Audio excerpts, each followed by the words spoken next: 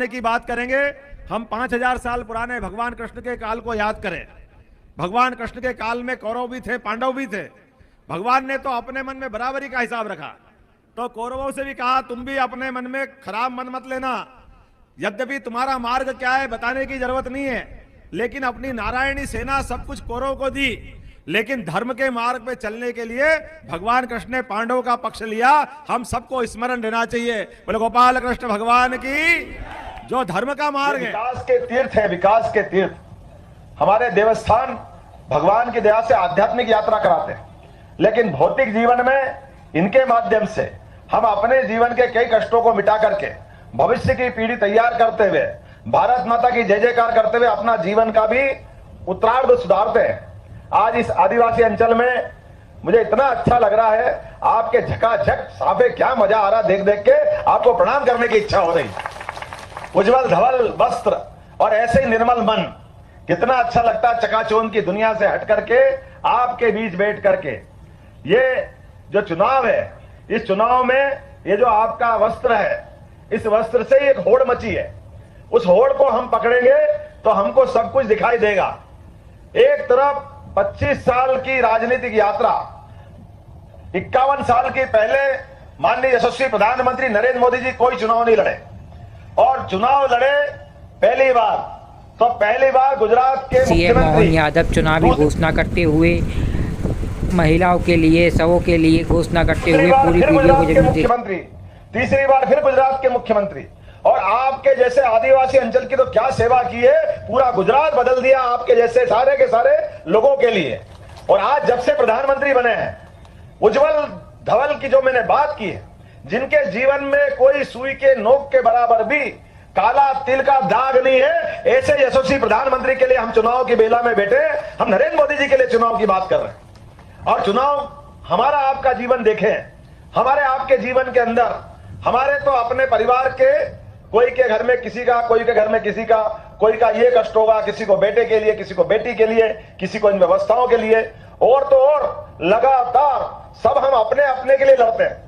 लेकिन नरेंद्र मोदी को सपने भी जो आते हैं, ये पूरे देश के लिए सपने आते हैं, जिनका अपना कोई नहीं है, लेकिन 142 करोड़ उनके अपने हैं। जोरदार अभिनंदन करो नरेंद्र मोदी जी के लिए। और नादान लोग उनसे प्रश्न उठाते हैं कि नरेंद्र मोदी जी, अरे आपकी बात कर रहे हैं, तो आपके मामले में आपका परिवार कहां है? अच्छा, उनका परिवार चाहिए इनको। बोले आप बताइए, एक नादान नेत्री कांग्रेस की वो प्रश्न उठाती है, मंगलसूत्र की बात करते हो, आपकी तो घरवाली के पास मंगलसूत्र नहीं है। अरे बाबू, क्या दुनिया, कैसे लोग, कितने खराब लोग, कितनी गंदी बात है। अरे याद करो राजा राम का काल, माता सीता का जंगल में अपहरण हुआ, तो माता को उठा के रावण ले गया लंका। राम जी और लक्ष्मण लाल घूमते घूमते हनुमान जी से टकराए, सुग्रीव से बात की, ने कहा भाई मेरी श्रीमती को हमको ढूंढना है। राम जी ने जब बात कही, माता सीता का पता निकालना है, तो हनुमान जी ने कहा कोई बात नहीं, हमारा जन्म इस पृथ्वी पे, मृत्यु लोक पे हुआ ही काय के लिए? पुण्य कार्य के लिए हुआ। और अपने लिए जिए तो क्या जिए, जिए दुनिया के लिए तो आनंद है। हमने सबने देखा हनुमान जी ने माता के मंगलसूत्र की रक्षा करी कि नहीं करी? अरे कभी कोई सोच सकता है जो समुद्र लांघ गए और रावण की लंका जला के आए और माता सीता का पता लेके आए, वो हनुमान जी को मानने वाले हमारे वनांचल के लोग हैं। मैं आपका अभिनंदन करता हूं, आपका स्वागत करता हूं। ये कांग्रेस के लोग ना राम को माने, ना हनुमान को माने, ना सनातन संस्कृति को माने, ये सबकी बुराई करते हैं। और कहने के लिए झूठ कितना बोलते हैं। आजादी के बाद से लगातार झूठ बोलते बोलते आए। सरकार बनाएंगे, काय के लिए बनाएंगे? आदिवासियों के लिए बनाएंगे। अच्छी बात है। राहुल गांधी जी के आगे आपको हम भाषण सुनाते हैं, पूरी वीडियो को जरूर देखना, आपकी काम की है। संविधान बना करके संविधान के अंदर आदिवासियों को हक दिया गया था कि हाँ, आदिवासी में से कोई राष्ट्रपति बन सकता है, कोई प्रधानमंत्री बन सकता है। अधिकार तो दिया कि नहीं दिया संविधान में? और ये कहते हैं हाँ हम संविधान बदल देंगे, जीतेंगे तो कॉन्स्टिट्यूशन को बदल देंगे, फाड़ के फेंक देंगे। अब के इतिहास में बीजेपी के लोग, आरएसएस के लोग हमारे संविधान को खत्म करने में, नष्ट करने में लगे हुए हैं। इनके नेताओं ने साफ कहा है कि हम अगर चुनाव जीतेंगे तो कॉन्स्टिट्यूशन को बदल देंगे, फाड़ के फेंक देंगे। अब भाई और बहनों, आपको मालूम है कि जो भी आपको आज तक मिला है, किसानों को, गरीबों को, दलितों को, आदिवासियों को, पिछड़े वर्ग के लोगों को गरीब जनरल कास्ट के लोगों को, जो भी हिंदुस्तान के कमजोर लोगों को मिला है, वो इस किताब ने आपको दिया है। और इस किताब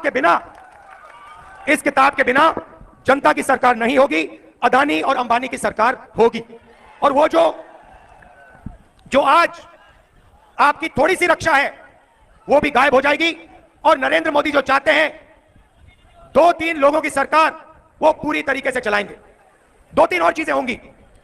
जो आपको पब्लिक सेक्टर में रोजगार मिलता है, सरकारी ऑफिसेज में रोजगार मिलता है, वो खत्म हो जाएगा, रिजर्वेशन खत्म हो जाएगा और गरीबों के सारे रास्ते बंद हो जाएंगे।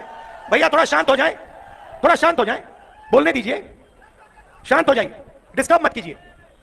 तो सारे के सारे जो आपके रास्ते हैं, जैसे ही ये संविधान खत्म होगा, ये सारे के सारे रास्ते आपके बंद हो जाएंगे। और लड़ाई इसी बात की है, लड़ाई संविधान को बचाने की है, लड़ाई किसानों को अधिकार दिलवाने की है, गरीबों की रक्षा करने की है। भाई और बहनों, नरेंद्र मोदी जी ने पिछले 10 साल में 16 लाख करोड़ रुपया 22-25 अरबपतियों का कर्जा माफ किया है। आप सोचिए, 16 लाख करोड़ रुपया मतलब 24 साल का मनरेगा का पैसा नरेंद्र मोदी जी ने 22 लोगों को दिया है।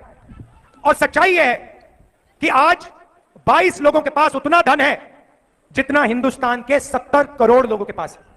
इतना अन्याय हिंदुस्तान में कभी पहले नहीं हुआ। एक व्यक्ति को एयरपोर्ट, पोर्ट, इंफ्रास्ट्रक्चर, डिफेंस की इंडस्ट्री सारी की सारी पकड़ा दी। किसानों से छीना, मजदूरों से छीना, गरीबों से छीना, युवाओं को रोजगार नहीं दिया। और आप देखो, मैंने मीडिया के मित्र कहा था, मगर भाई और बहनों, ये मीडिया वाले हमारे आपके मित्र नहीं है, ये अदानी के मित्र हैं। और आप इस बात को बहुत अच्छी तरह समझते हो।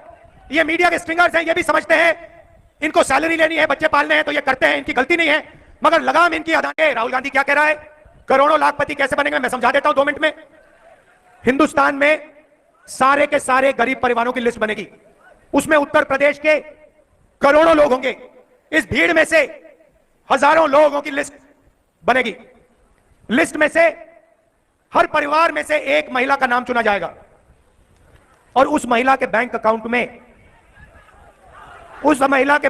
में 50,000 नहीं, 70,000 नहीं, 90,000 नहीं, 1 लाख रुपया साल का अंदर जाएगा, इनसाइड। आप सोचो, 1 तारीख को जुलाई में 1 तारीख सुबह हिंदुस्तान के करोड़ों गरीब लोग अपना बैंक अकाउंट देखेंगे और जादू से 8,500 रुपए उस महीने के अंदर महिलाओं के बैंक अकाउंट में। भाई और बहनों, जुलाई में देखेंगे 8,500 रुपए, अगस्त में 8,500, सितंबर, अक्टूबर, नवंबर, दिसंबर, खटाखट 8,500। अब महिलाओं के बैंक अकाउंट में क्यों बता देता हूं, शायद हमारे यहां भाई हैं, पुरुष हैं, आपको अच्छा ना लगे, मगर कहना पड़ेगा। बता दूं या नहीं बताऊं? बता देता हूं।